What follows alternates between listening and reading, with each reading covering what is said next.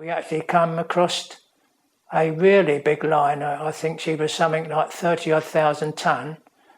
where the Sibberjack was only 14,000. And so off we went into convoy, and we eventually landed up at Suez, where we left the ship, and we went across the desert by train to some unknown place, and we was in tents in the desert, and we just more or less hang about for a time. Nobody seemed to know what was happening until I and a friend got a job in the cookhouse cutting up the meat to make the stew, and which was quite exciting, really, different from the what we was used to soldiering. Then we was one day we drew our rifles out of the armoured compound there,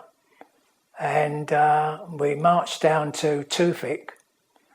and got on landing craft, and we took off, and we didn't really know where we were going. We were just going across what appeared to be a large river or lake, and we did see a liner there which we thought we was going to get on, but we went round that,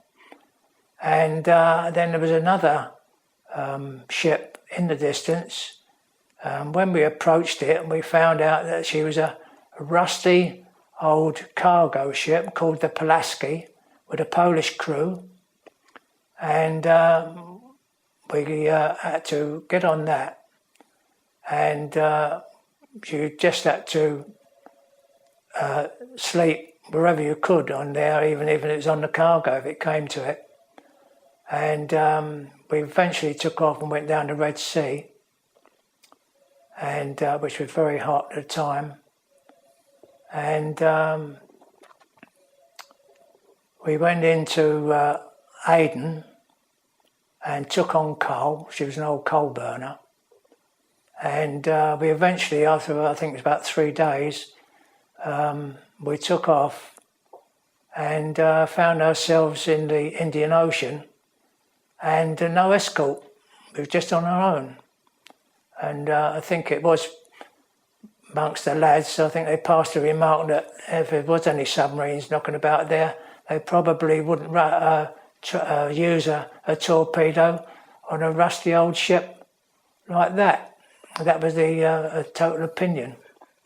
And then, of course, we landed in Bombay.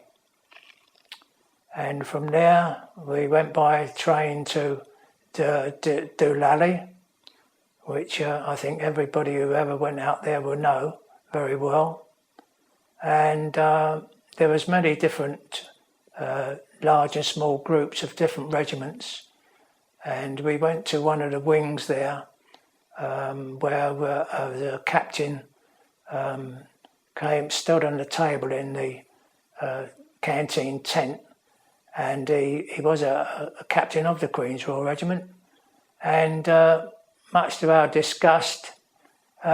he told us that we would now belong to the 1st Battalion of the Queen's Royal Regiment, which wasn't greeted very well, I might add.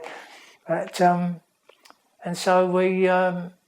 settled down in the wing for a while,